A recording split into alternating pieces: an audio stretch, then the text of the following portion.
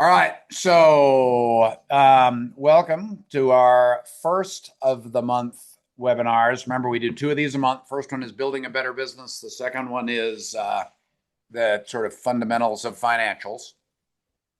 What we're going to talk about today is key man risk, and I'm curious, does anybody know what key man risk is? And we can say key person risk, but I hope it's all right. I'm going to say key man because it's shorter. Anybody know what key man risk is? And I'm probably not sharing my If you lose that person, everything kind of collapses. bingo. That's exactly right. It is when a business is very dependent on one person. Let me make sure you can see my screen. Can you see a PowerPoint slideshow? It's loading still. There we go. All right, good. All right, so what is it and why is it important? Biggest thing is just like George said. Let's make sure I don't go too fast here. Yep, the business's survival or success is very dependent on one person. Why does that matter?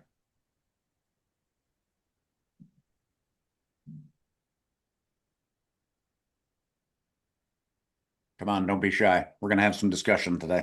It matters because if that person were to leave your operation and you don't have the right systems and SOPs in place, your whole operation could come down pretty dang quick. That's exactly right. And when you say leave, Fiona, you're an employee. That could be literally like take a job and go somewhere else. So if Kylan leaves me, I'm in deep trouble. We all understand that. But also can mean leaves like dies or become incapacitated or has something else in their life that comes up that is so important that they can't devote time to the business. I think of a lot of cases in this. I've told most of you about difficulties I have had where I wound up in the ICU for an extended period of time, unable to work. I have a good friend who's wound up with a child with a terrible medical emergency and needed to be away from the ranch for a couple of months. These things, I know of people that have gotten hooked on drugs and become incapacitated that way. I know people that have gotten divorced and kind of gone off the deep end. There are a whole bunch of different ways that we can lose people from an operation. I like to think that the easiest one is if they take another job and decide to go somewhere else, because the other ones often have other consequences and often are add a lot more difficulty.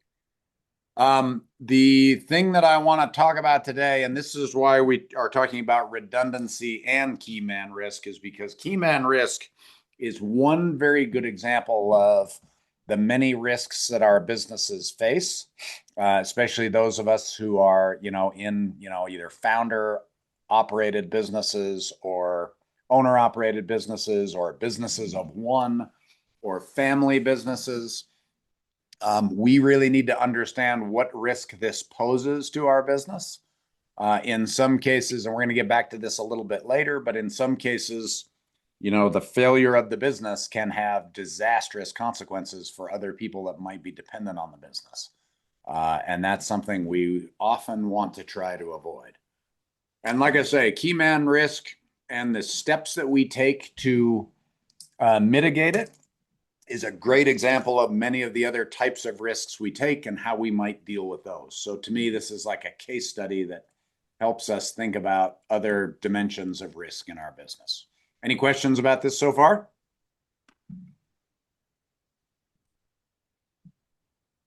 Please feel free to speak up today. All right, so let's go on to the next one, maybe. All right, here's a neat thing to think about. There are a number of important business people and important sort of leaders in the world of business that counsel us that great CEOs think like investors. And the reason I bring that up is for a couple of reasons. But one of the things that investors think about is capital allocation, right? That's very important. But if we're going to invest in a company, And if that company has key man risk, it basically, many of you have heard about, there's a multiplier that we price businesses at or we value businesses at, right? And so we can value businesses a few ways. We can do a multiple of revenue. We can do a multiple of EBITDA or, profit before interest, taxes, and amortization. We can do a few different ways there. You may have heard that, some businesses sell for anywhere from 2.5 to 20 times EBITDA. That's a pretty big range. If you have key man risk in your business, the multiplier effectively is 0. So an investor will look at your business, say, this is awesome that you have 10 million in revenue and 2 million in EBITDA, but because this business is entirely dependent on one person, I won't pay you for it. Why is that a problem for investors?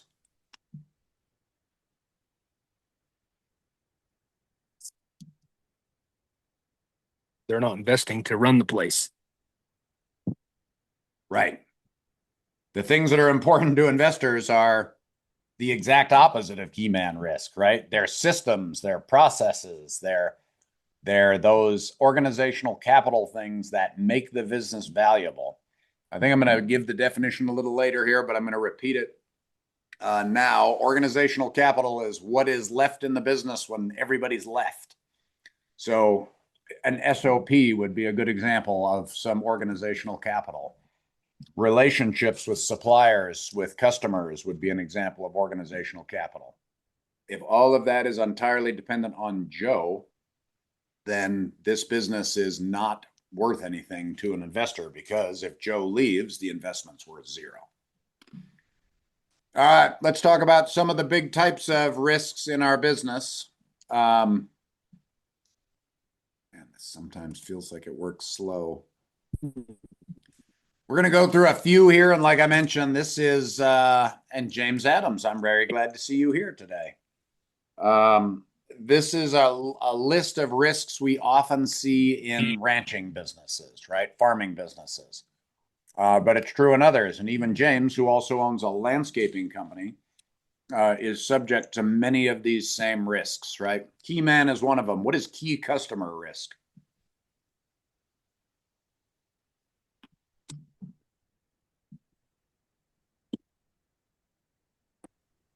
Don't be shy. Only have one customer, or you have a disproportionate amount of your revenue or profit is associated with Yep. one. Exactly. Now, this is interesting to me because in our industry, I could say, well, I sell everything through Superior. Well, Superior is by definition not a key customer, right? Because Superior has a whole network of people that they're plugged into. Have like one or two customers. And Yeah, go ahead, James. can you hear me okay? I can hear you now. Oh, okay. Okay. Yeah. I mean, I know, for example, I had one customer that was great and she was probably 40% of my work. And she just up and decided to drop me because of, you know, something on the job. She thought that one of my employees broke one of her fences and she dropped me.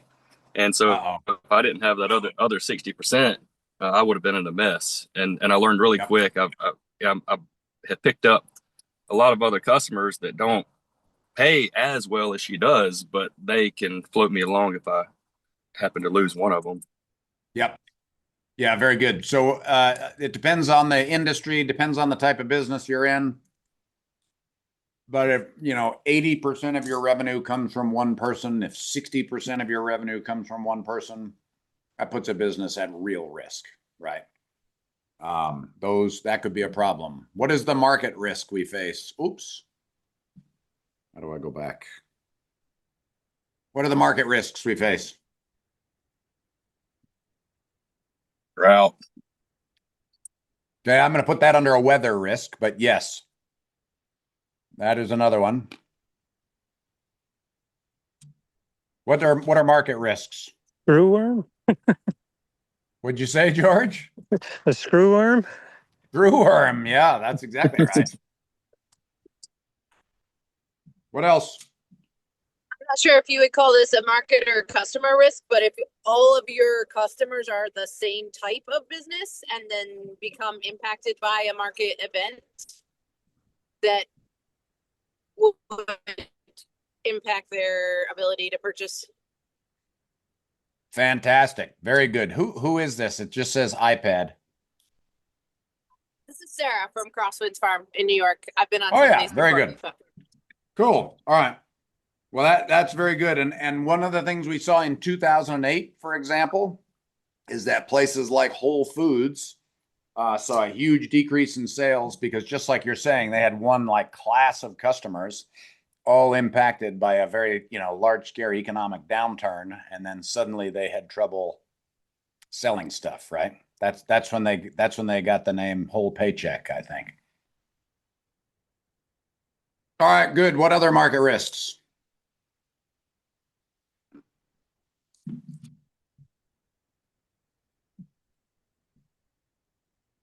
I want to blend market risk with something that's actually called channel risk. And it's a little related to what Sarah was saying. But there's this idea that if you sell everything through one channel, like a farmer's market, or a single website platform, something that way, if something goes wrong in that channel or in that platform, you can suffer the consequences.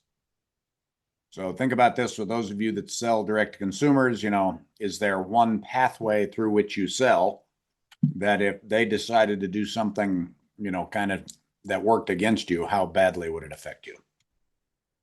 So not all of these things. Oh, production and data. We'll get to those here. We'll probably skip over these if that's all right. But I think we understand what production risk is, right? I got a health crisis in a herd of stockers, for example. Wally and I had the great experience of buying some mycoplasma calves once in Oklahoma and trying to run them in Texas, and it wasn't that fun. Data risk, not knowing your numbers. There's a huge risk here of just not understanding what drives your business and having visibility into what makes, what's good and what's bad. Not all of these things can be solved by redundancy, but a number of them can. So redundancy means having more than one, right? So if I have more than one market or one channel that I sell through, that can reduce my market risk or my channel risk. Having more customers, right? You can think of that as a type of redundancy. That helps me, if, like James was saying, if one customer leaves, I got 90 others, like we're okay, right? We can continue with that.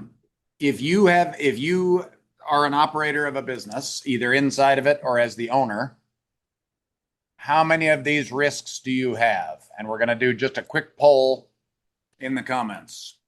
There are, I believe, 7 risks listed there, or 6 risks listed there. How many of those is your business exposed to?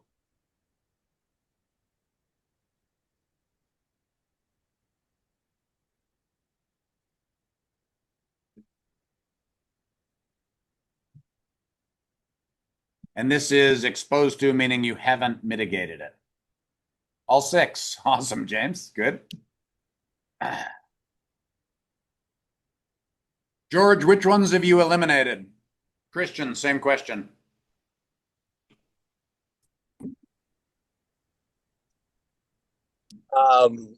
Primarily being a custom grazer, the market risk, and You're gonna have to say that again. I can't hear you. My heater clicked on right as you started. Eliminated the market risk with my primary enterprise being the custom grazing. Got it. Okay, right. Good. All right, George, how about you? What's one you've eliminated? Key customer we've eliminated, and maybe I'm being a little too proud, but we've eliminated a lot of data stuff due to your tutelage. Cool. Awesome. All right, Fiona and Tara down to 0 to 1. I want to hear more about that. Which ones do you still have? Well, I don't know maybe it's a 0.5 with Key Man with getting some remote ranching going this year, where if something happened to me, I've got all the information and I've got like a like a database of contacts for like Yeah. feedlots and order buyers and custom grass. But Yeah. I've personally made those relationships over the last year, so I think that would be a little bit of a hurdle Yep. if something happened to me tomorrow. Yeah. Good. Tara? So the one that I would say that is our risk is the data, not me not knowing our numbers well enough. Um, the key man part of this, if I died today, my sister would definitely step in, and our business would probably not look the same as it does as it's currently going, but she would also be able to run the business fine. Awesome. Um, Key Very good. customers, we kind of have, lots of customers in what we do, Yep. so not Yep. too worried about that. The market, I feel like that one is always a little bit, that's sort of a borderline one for me. But we have tried to mitigate that with doing some sell by. So I Yep. feel like we've kind of gotten a little bit away from that. The weather, we have custom grazers, a few head or 400 head of custom grazers that we can send out if we end up in a drought. So we're good there. Production, we're cruising right along with our gains and everything. So yeah, data is the one. Me not knowing our numbers well enough it has improved, a ton in the last few years, but definitely is the area I need to work on the most. Yeah. Okay. Very good. And with the weather one as an example, if you had to send custom grazers home, that would impact your income, I assume, or would it not? It would, yeah, some. It's not Okay. a substantial amount.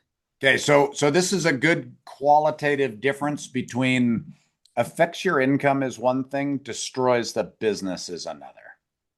Right. And I want to use George, let's go back to your former business. Which I don't think you're still in, but George was a horseshoer at one point. George is traveling the country in his truck and trailer, shoeing horses. When you owned that business, or when you were doing that full time, George, what would have happened if something happened to you? The income stopped immediately. Yeah, good. Annalise isn't picking up where you leave off, right? No, no. Yeah. All right, very good. All right, so keep those points in mind. Those of you that have low point totals, that's really good. We go through a list of these in my mind, and the goal is to get these to 0. 1 is sometimes something you're going to have to live with. The closer you are to a startup business, the more likely you are to have every one of these risks. Whereas Tara, you guys are in a multi-generational operation, right? Fiona, you're kind of in a first generation, but you have multiple people involved, right? The sort of bigger and older your organization, hopefully we've built some bulwarks against these main types of risks. All right, so we talked a little about this already, but I want to go into some more. What are our basic strategies to mitigate risk? And think across this whole spectrum. What are some things that we do? I'm going to tell you that redundancy is one of the answers here. So let's go through them example by example. What do we mitigate market risk? Tara does it by having custom grazers she can send home. What are some other ways to do it? Are we talking about weather risk or market risk? Weather. Did I say market? Does it say weather on the screen? Yeah, it says weather. Okay. I meant weather. Sorry. I think by Reading's having not one of like my strong points, just like arithmetic. a drought or a destocking plan, kind of similar to custom cattle that you could kick off, but like trigger Right. dates of we're gonna sell cattle so we don't get ourselves in a pinch grass wise. Perfect. How much does a plan cost? A drought plan?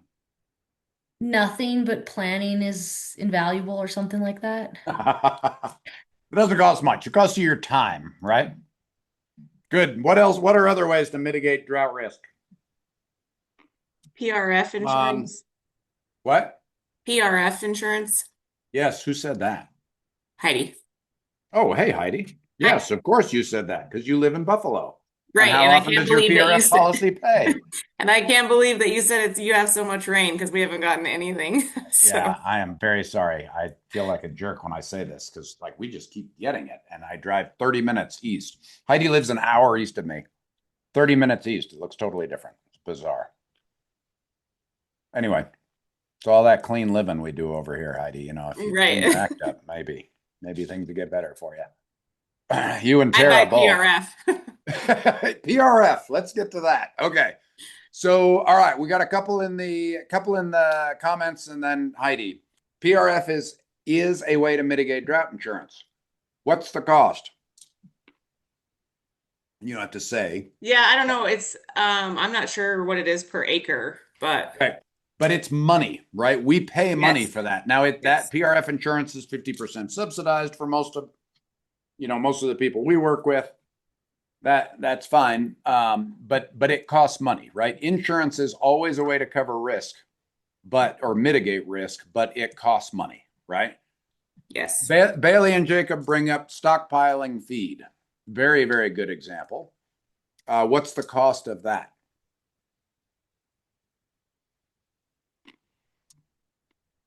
And Jacob, I like your variety of forage growing types or growing forage types. That's good. So that might protect you against a seasonal problem. You know, if it's hot and dry in June, but it comes on in July, then we got a different grass that'll grow then. What does it cost to stockpile forage?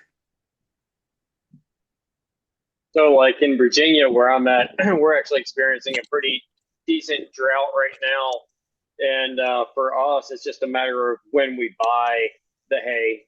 Because for me, I'm going to spend that money regardless. And I'm starting to buy a bunch of hay from last year right now, and I'm going to have it in the barn, store it. And so for me, it's not really an added cost. It just gives me options in case. It gives me leverage, I guess, if the market drops, because an influx of calves leaving, they're going to be thin, and hopefully we can buy them and dry lot them with hay and pellets until weather turns type deal. Yeah, good. Okay. And when we're talking about stored feed, again, we're generally purchasing that with money, right? We're going off ranch and we're going shopping. Let's talk about stockpiled grass on the stump. So I guess the cost would be the animal units we didn't take on last year in order to stockpile that grass. Yep. So it's very much an opportunity cost, right? It's the grass you didn't graze. Right. Okay. So I forego income or grazing this year in order to have assurance in the future. Is that reasonable? Correct. All right. Awesome. I want to make sure everybody's seeing that there are different ways to mitigate risk. Some of them cost money. Some of them are opportunity costs, like Bailey just said. Some of them are merely planning. Some of them might be training. You know, there are all kinds of different ways. Market risk, same thing. How do we mitigate that?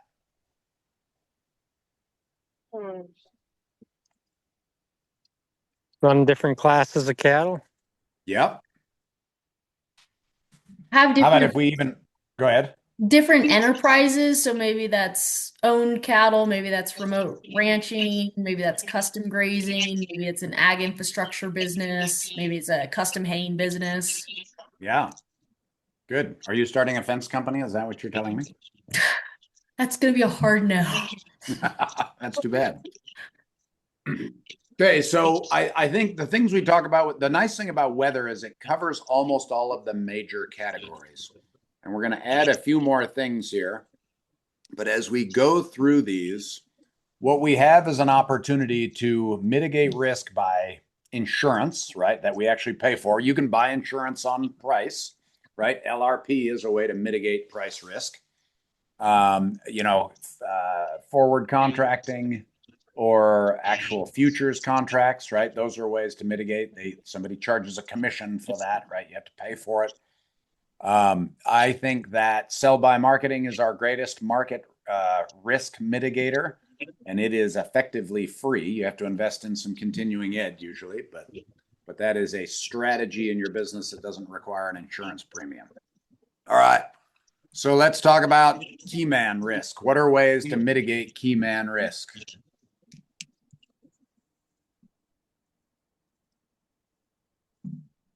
SOPs. Okay. You took it out of my mouth. So what'd you say, George? I was just about to say the same thing. Okay, good. And I apologize. A couple of people said geographical diversity here in our forage and market risk. I think that's awesome. Tyler feeds chickens from feed that only grows off the ranch. So easy way to mitigate that risk. But let's kind of keep going with the generalities of how we manage risk. Can we manage key man risk with insurance? Yes. Yeah, life insurance, I suppose. Yep. There is such thing as a key man policy, which has some different rules than regular life insurance policies. Can we mitigate key man risk with SOPs? Yes. What else? Hiring people or having a bigger team. Right. Having redundancy in your team, literally having, Joe gets struck by lightning. We've got somebody standing behind him ready to jump in and continue the fight.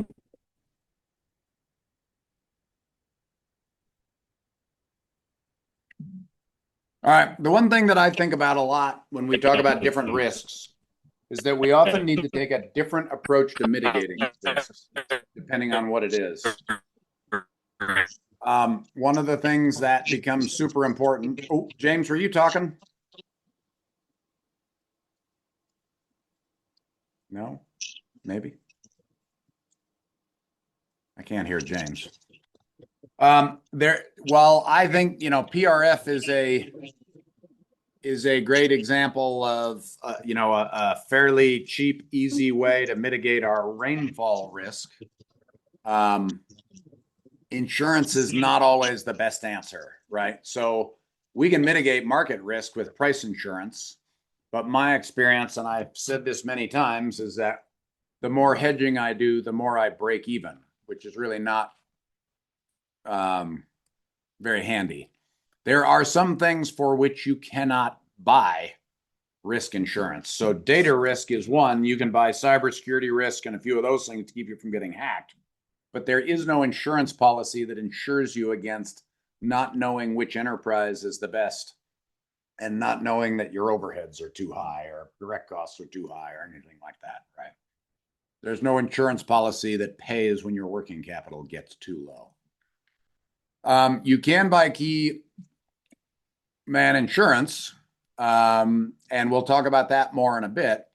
But I want to make sure that when we talk about insurance, we have a few different types of problems, one of which is the cost. There is a monetary cost, but the more important one is that for some insurances and some risks, money isn't actually the answer. I say all the time that most problems can be solved by money, and that is true. You're almost always better to run into a problem when you have a bunch of money in the bank account as opposed to not having any. But there are some things that you can't fix. There are some things that aren't insurable. I'll ask you this, for those of you that have a significant key man risk, what would a monetary payout, how would that help? What would it do? Allow for help to be hired. Possible. Would if you died in your farrier business or stopped doing your farrier business, would hiring somebody necessarily work? I guess it would at least give income for a while you figured that out. Right. It might buy you some time, which is really good. If I have a business, let's say I've got a little ranch, I'm the only one that knows where all the water lines are buried. I'm the only one that knows the grazing plan. I'm the only one that knows how to turn on the troughs when I go in and out of pastures. Does money solve any of those problems? Again, like George says, might buy you some time to get it figured out. But the fundamental problem of most businesses is that all of the operational knowledge is up here on one person. And if that person gets struck by lightning, we have a problem. The one place where a key man insurance, I think, is very effective is if you have a partnership and we want to buy the surviving spouse out of the partnership. Does that make sense?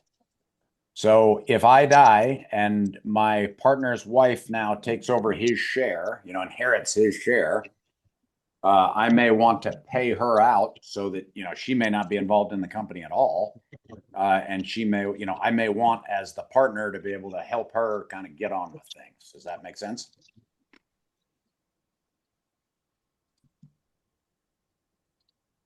Okay. So the other ways we talked about for mitigating risk specific to key man policies have a lot to do with preparation and plans. And that's what Fiona was alluding to with SOPs. You've heard Wally say many, many times that margin is a good buffer against risk. That is also true in a key man case. And I'm going to use margin here in a couple of different ways. If we have a business that runs and requires the flat out all the time, dark to dark effort of one person, that's no margin. Does that make sense?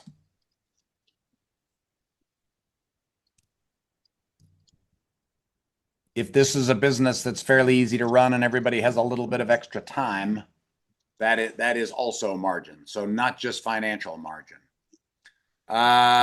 Redundancy, that's the last one. So for key man risk, I think we want to consider multiple approaches. As I mentioned, I don't think insurance is that helpful. It can be helpful in specific cases, but this really is not an insurable risk for most of us. I think planning. I don't know if any of you have heard us talk about building a ranch book.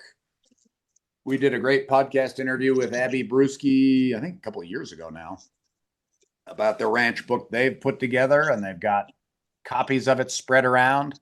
Inside that ranch book are, maps of the ranch, where are valves, where are pipelines buried, where are power sources, what's the grazing plan. We have SOPs, contracts, and who are we doing business with, contact information for people. We use, Britt and I, and also our company, we use password software called LastPass. One of the big problems of what most of us do now is a lot of it is online. If we're paying bills online and doing those sorts of things, we have this incredible problem of figuring out passwords. Most of us solve that by having one really simple password. The biggest problem with that, while that's easy to pass along to somebody else, if you get hacked, then you also lose everything. So a password manager like LastPass, if something happens to me, allows Kylen or Britt to get into all of my stuff without having to know 5,000 passwords and without me leaving a written list of passwords in my office. Delegation is another huge one. The more we can empower the other people that we work with, the lesser team members who are dependent on us for instructions, if we can build them into stronger, more capable employees, that really helps us a lot. And this whole idea of developing people, we often think about our businesses as cows and dogs and horses, but people become an incredibly important part of that, especially if we're involved in some kind of tradition, some kind of transition. Redundancy is another thing. I want you all to think of what are jobs on the ranch that only you can do.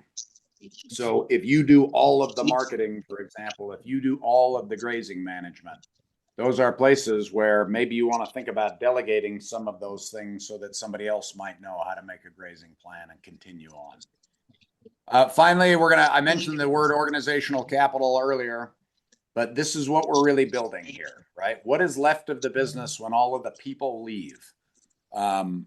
What are the systems that will allow people to be successful in your business? We talk a lot about systems in support of good people. We want to have high quality teammates. We want to have good quality employees, but we have to give them the tools for them to know what to do if we're not there to give them instructions. All right, and here's where we get to the fun part of this. If you want to work on developing your organizational capital and reducing your key man risk, if you are the key man, you need to go on vacation.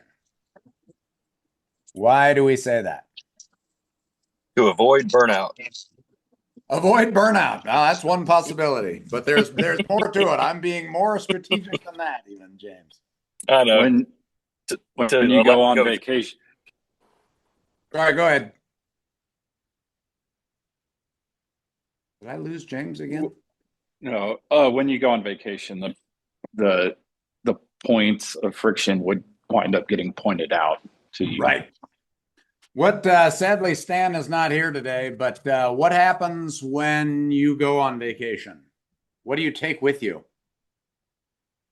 What happens if you go to a cattleman's meeting for part of a week? What happens if you go on a date night? What do you take with you? My wife never leaves hers anywhere, I promise. Phone. Yep. And what happens when you're away? It rings. Right. And why does it ring? Because something's happened. Yep. And somebody doesn't know how to do something or answer a question or what to do in response to something. Yep. Samantha, you said this exactly right. You find out where the pinch points are because your phone rings because that's where the business is dependent on you. Right? This is the phone a friend or lifeline feature in the famous game show. But going on vacation, stepping away from the ranch even for a day or two, if you are really the key person, or having your other key person do that, really allows you to just simply make a list of what questions come up. Does that make sense? I think vacations of this kind ought to be tax deductible because it's actually a business process. Like, I'm building organizational capital. There needs to be some like R&D exception that says, oh yeah, this vacation, I didn't go on it for myself. I went on it to figure out where my employees were going to get stuck. And I don't think the IRS allows double dipping or doesn't necessarily not allow double dipping. Anyway, that was a strange double negative. Let's go through this again a little more detail because the problem with this is most of you who don't take vacations, most of you whose parents don't take vacations, don't get the opportunity to do the experiment before some kind of tragedy makes it all too apparent what the weak points are. The great thing about going on a date night or going out for an afternoon or going to a local cattleman's lunch is that that's just a little bite. You can let a few things accumulate. I wouldn't recommend going on vacation for a month the first time out the gate, right? Because you want to let the little things accumulate, get those fixed, and then work your way up. There is no worse time in my mind to find out that you have no organizational capital when you are in a real crisis. That's the worst time to start this process. You want to start this proactively. I love the idea of taking little risks and incurring only small costs. So don't do this with things that are, don't do this on shipping day, for example. You're not going to say like, well, you guys are going to have to figure this out. I'm going to be gone. And you're delivering $3 million worth of calves that day. That's not the day to do it. Maybe the 15th of July or some, time when there isn't a whole lot going on. Start small, work your way up. Everybody's heard Dallas and others from Ranching for Profit talk about, could you leave your business for a year? I think you absolutely can, but you better work up to it. Don't just start there and go forward. All right. A couple of questions that we can start to answer as we go through time. The first one is, how long could you be gone? So can you take a one-day vacation? Can you take an after? Can you take 2 days? Can you take a weekend? Can you take a week? Can you take 2 weeks? Stan, again, is not on here, but he and Eileen with Ramstead Ranch have been playing around with being gone different lengths of time. And it used to be that when they went to their EL meeting, it was a crisis. And now they can be gone for a week, even 2 weeks, and nothing happens. Their team has stuff handled.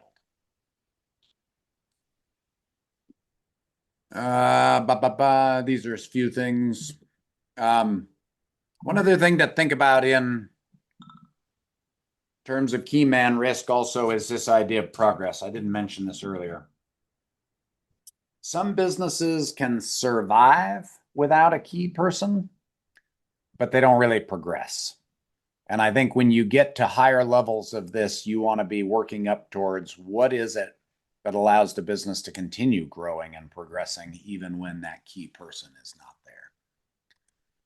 I mentioned already that you make a list of things that break while you or your key man are gone.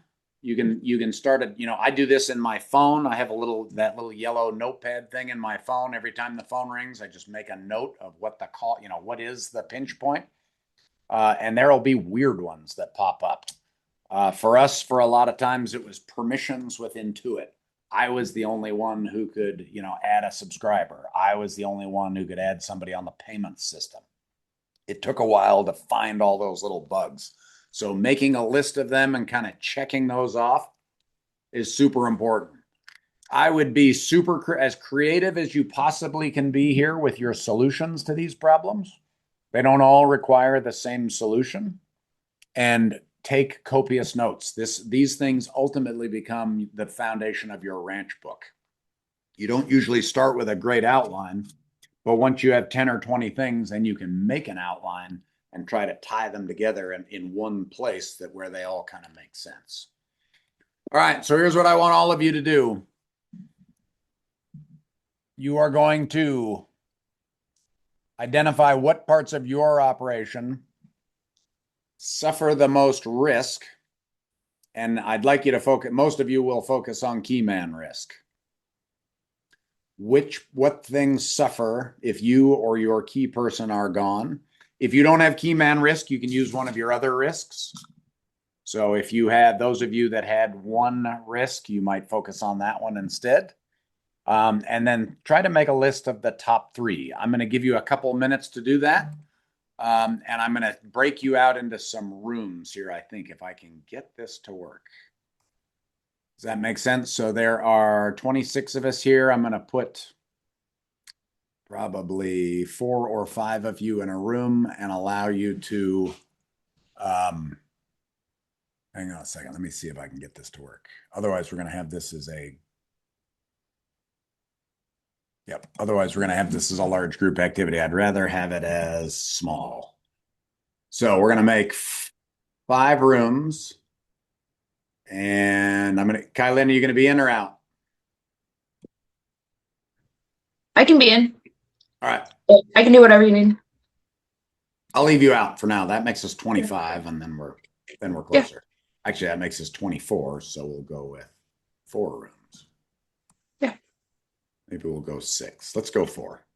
All right, I'm going to give you 7 minutes in a breakout room, and I want you to go through these questions. Everybody understand the question? Great idea, Fiona. Take a picture of your screen. What are the parts of your operation that will suffer the most with the loss of a key person? Make a top 3 list, and then I want you all to work together to brainstorm solutions to those, and then identify what they will cost. Are you ready? Set and go.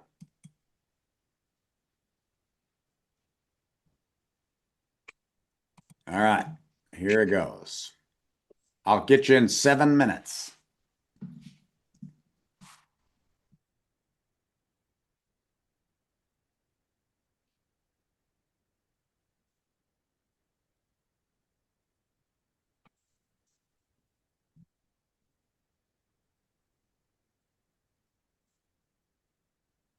Did Evan get a room? Doesn't look like it.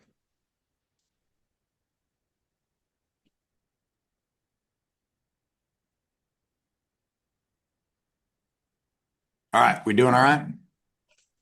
Yep. Good. We're a little flat today. Everybody's break them back in. Yep. Where do they go? Close all rooms. All right.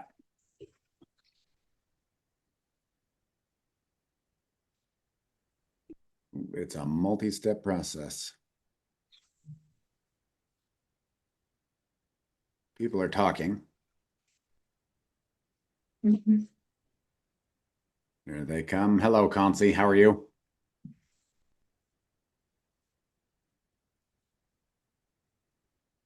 Concy's busy. Are they not coming back? I don't know. Didn't I say close room? Mimi's back.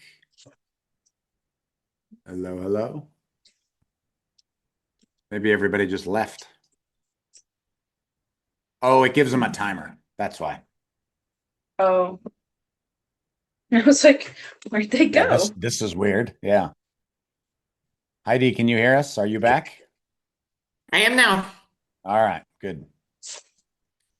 How'd it go?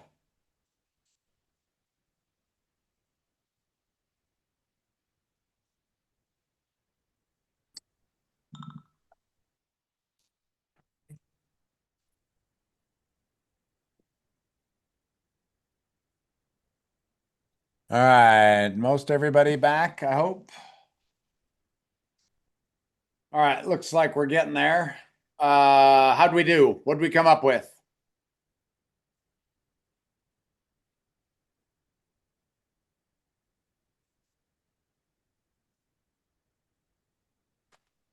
Heidi, do you have any key man risk on your place?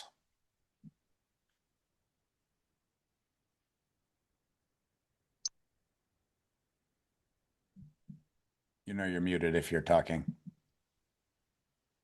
Sorry, yes, we do. If something happened to Thad, we'd it'd be bad, really bad. So Yeah, it'd be yeah, bad. Yes. yeah. So what can you do? Well, What did your group come up with? I listened to Abby did one of her deals on her emergency book.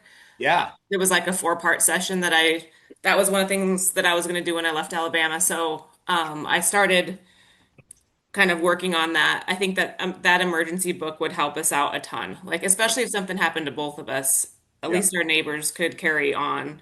Yep. Um, so, and ours, I think one of our biggest risks is the water line because it's Yeah. extremely complicated, and Thad is Yep. the only one that understands it. Yep. So that's where I'm going to start. Yep. And if you water lines are tough, especially if you're in country where you can just rip them in with a dozer because there's very little scar afterwards, and about 3 years later, it is impossible to tell where they are. So I make our dozer operator always run with a GPS unit, so Yeah, that's a good idea. I know where the line goes, and especially when there are valves, boxes, junctions, anything like that, have those marked because invariably that's what breaks. I'm at a point now where I want to start putting tracer wires down in my irrigation line so I can trace it in case something happens. That would be cool. Yeah, that's a great idea. Kind of like the utility company does. Well, I got a utility locator for when I go to people's houses and they have wells and Yep. 811 won't mark the Yep. main. Well, they'll mark the main power, but then the people say, "Oh, I have a well wire that goes there." Well, if they ran the water with the well wire, you can trace it. And Yep. so now, at least at my place, no one does it with PVC. But I'm like, Yep. now I just want to start putting a wire down there so you can tie onto it and always find it because Yep. yeah, I've spent hours and hours looking for water lines. Yeah, it's not that much fun, especially if the ground's frozen. I know that's not a problem in your area, but like I know this water line is here somewhere, and here I am digging around with the backhoe trying to find it 6 feet down.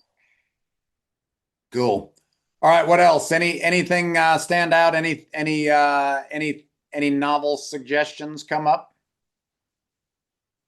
Let's get some maps made. I think that's a really good one. Use your GPS unit. It's a great tool. Onyx has lots of ability there. Tara, what'd you guys come up with? Well, so one of the things that I talked about that I said my biggest risk is our vision because if something happens to me, and maybe we have more of a key man risk issue than I thought of, because I kind of skipped right to my sister would come into this and skipped right over Yep. my husband, who I love Yeah. dearly, but he I isn't. was going to ask if Clay and your sister got along, or does Clay just have to move to town and he's You're out? right. But so I just was thinking about how that would all work, because he wouldn't probably want to step into the CEO role, and she Right. would be more likely to, but she doesn't necessarily have the same vision as Clay and I have. So there Right. might be some rub there. So I don't know. When you think about risk being vision, I don't know how to mitigate that, Yep. because getting her on board with our vision isn't something that, I mean, that's kind of a choice. Like we can't force that. So Correct. I will also say that, like, you can over plan with all these contingencies in these types of situations, and we went through this. My dad died very unexpectedly, and he knew everything. He was 100% the key man, and we Yep. had to figure some things out. And there's a little bit to this that was like, you're forged in the fire type of thing, Yes. that was good for us. And made us have to make some more intentional decisions on how we were moving forward, that wasn't just because the way dad did it, because we didn't Yep. really know the way dad did it for certain things. So Right. I just wanted to throw that out there, that you can over plan, but is it going to do me that much good to plan every little thing out for our death and have all of these contingency plans if my sister doesn't have the same vision as what I Yep. do? Yep. Very good. But the contingency plan would have to be where does Clay fall in this, right? Yes, right. Where do the kids fall, right? Yes, which we How does do that have, work? like legally, and Yep. we have the insurance plans, we have all the life insurance and all of that. So there's Yep. all of that in place, Yep. but it's more of a just how we all get along. So legally it's all in place, all of that, but how is that actually how are we going to move forward if Clay has a Yep. different idea than sister does? Right. This entrusted book. I don't know if you can see that well enough. I can add it in the chat if I can get a second here to search it on Amazon. It's a book. It is a book. Okay. David York, Andrew Howell. They're a couple of like estate planning attorneys types, but they talk a lot about the importance of not just passing assets, but of passing that vision, right? And how do you create a structure whereby other people know what your intent is?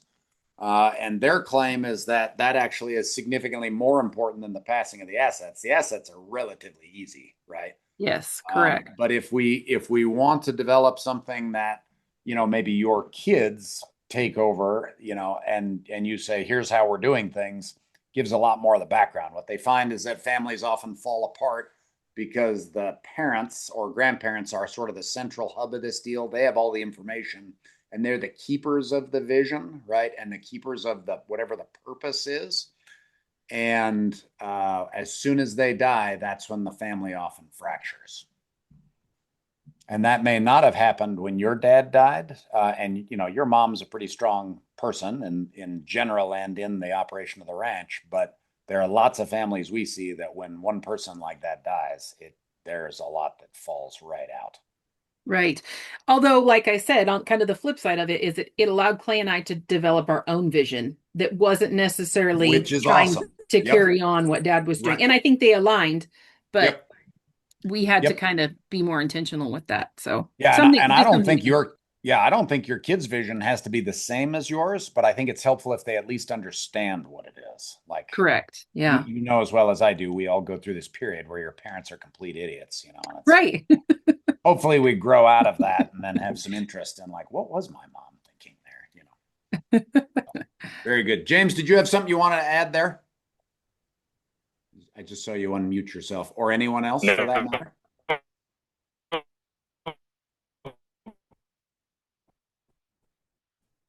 Ooh, you must have bad service, or I do. I can't hear him. The hills and hollers of Georgia are not friendly for cell service. But hate to do this. Let's move on. I'd love to talk to you later about it, James. What else do we Sorry. have? Oh, are you there? It's the satellites and the trees. I love it. Rock on. And gone again. It was so good for a minute there. What happened? Well,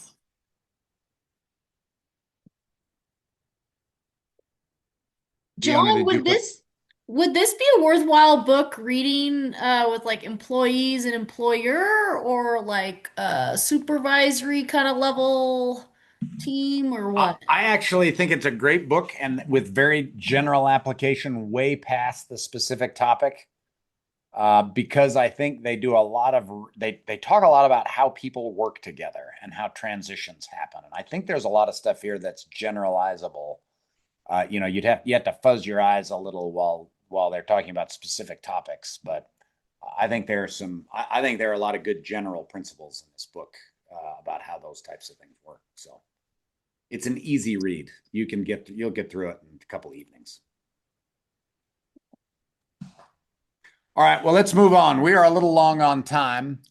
The last thing I want to make sure we cover is that whether we are going to use redundancy, whether we're going to use insurance, these sorts of things, when we talk about redundancy especially, we need to make sure we understand that redundancy adds cost. Okay, and if you've got two fully capable people doing one person's job, that's not that helpful. Even if we're in the planning and training and all that, oftentimes we're going to have somebody that's kind of overtrained for a job that they might not be doing. The thing that redundancy also does is it reduces risk. And I think in all of our operations, our goal is to be resilient, right? And if our goal is to be resilient, we have to choose sort of where we fall on this trade-off line of, added cost and added risk reduction or lowered risk, let's just say. And I think in each of our cases, we have to make that specific determination. There are many cases that we see where an entire family of people is absolutely dependent on one person's skills, ability, knowledge, etc. And that makes me very nervous. The solopreneur thing is fantastic if you have no one dependent on you. If you have people that are dependent on you, again, there are things like life insurance that definitely can help. But if we want to have a legacy that spans more than one generation, if we're involving real estate, an operating company, some of these different types of things, I think we want to think very carefully about what we want to leave in place in case we leave it behind unexpectedly. None of us are not going to die, right? We are all going to die. And I would be willing to bet that most of us at some point during our life are going to be incapacitated in some way. Either we're going to have some sort of personal crisis that requires all of our attention and does not allow us to devote full attention to our work, or we can be incapacitated in other ways. But I think if we don't think at least a little bit about what would happen to our operation if we weren't there, we're leaving a lot on the table. As somebody said, you can overdo this. Like I don't disagree with that. And yet at the same time, I rarely talk to anybody that's overdoing it. Almost everybody's underdone it by about 90%. So think about that, because I think most of us think a little bit about the legacy we want to leave. Most of us operate within family contexts. Most of us operate within, fairly close social networks, that sort of thing. We want to be very cognizant of, how does that work if we are suddenly not here? Questions, thoughts? These are my last couple of recommendations here. You have to start this process, and don't make it perfect at the beginning. Don't make it ambitious at the beginning. Start super small, but get started. Progress is always better than perfection. I think I've told most of you I have a perfectionist sister. She doesn't get anything done. It's a problem. She is incredibly smart, incredibly capable, but she's a perfectionist, which means she doesn't ever start because it's not ever going to finish, right? There are a lot of tools available to us that can help us. That book that I mentioned is one of them. We have a number of people that can help us, that sort of thing, get these things in place. There are online tools that will help you develop SOPs. There are things like Asana, which are kind of easy ways to get LMS is up and running. But all of those things help us build organizational capital. There are a lot of good tools there. I love the concept of a ranch book. Get all of the things, all the maps, all the lists, all the vendors, all the neighbors who can help if somebody's in trouble. Those sorts of things, have those in place. Have the number for the life flight insurance in there. The idea of Kaizen is that we are constantly improving. And again, I think this is a place where we're never going to be done, but we can always make some progress. And as our businesses grow and change, these things always require updating. In our company, we do a lot of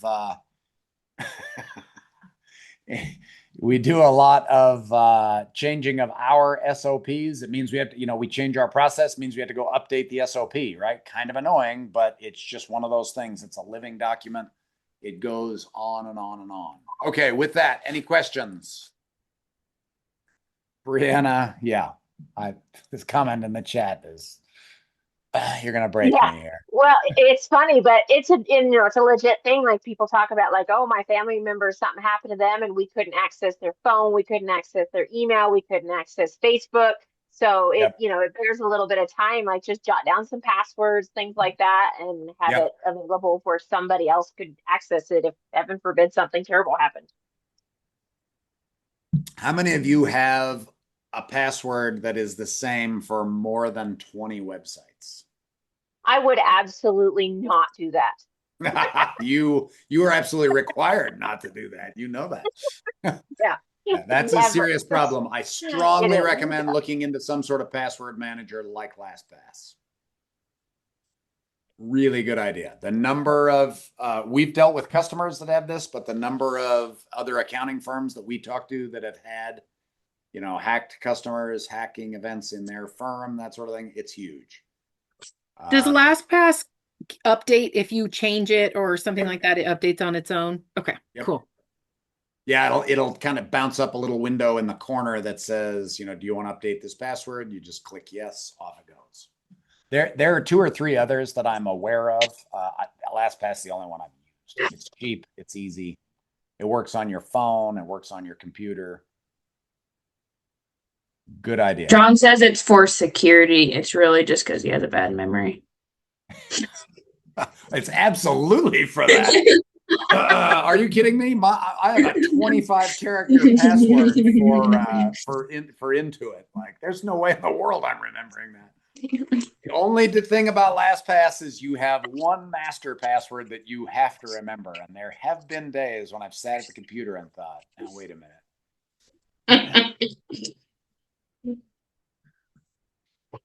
Any other comments or questions? How many of you have a notepad or an Excel sheet with passwords listed in it? Notepad in the safe. What'd you say? Notepad in the safe. If your notepad is in the safe, you're probably okay. That's pretty good. Yeah, before we started using LastPass and had a cybersecurity firm that was managing our stuff, I was told by a friend of mine who works in Silicon Valley, the safest thing you can do with passwords is share them over the phone, write them down on a piece of paper, and then shred the paper as soon as you've got it in place. Emailing passwords to each other is a bad idea. That's a whole nother thing. I do like the take the password for your computer and tape it right on the keyboard. That's a really good one. All right, awesome. A couple of things. This is our first of the month webinar, the Building a Better Business. Remember, on the third Thursday, we do financial literacy. Michaela will be back to do that again this month. And then there are 2 other times of the week when we're available online. Monday, we have a market pulse. Wally usually does that. I will be back in attendance when summer comes because I have to get kids to school during that slot. And then I do a weekly financial Q&A on FYI. That is Wednesdays at 2. That is every week for an hour. So if you have questions or want to catch up about things, that's a great time to do it. So anyway, and if you're not already, listen to the Ranchonomics podcast. So lots of exciting stuff going on there as we get closer to our 100th episode. So with that, thank you all for attending. It has been wonderful to have you here. Hopefully this has been helpful. And I look forward to seeing you in 2 weeks. Thanks so much, John. This was Yep. great. You bet, Tara. Thank you. This was fun. Thank you. Cool. Thanks. Thank you, James. I appreciate your comments. I'm sorry we weren't able to hear each other better. You're good. Thanks for doing this. Talk to you now later. You're perfectly clear. I was listening. Good. All right. Tell Danny we said hi. Will do. Bye. Okay. Bye. All right.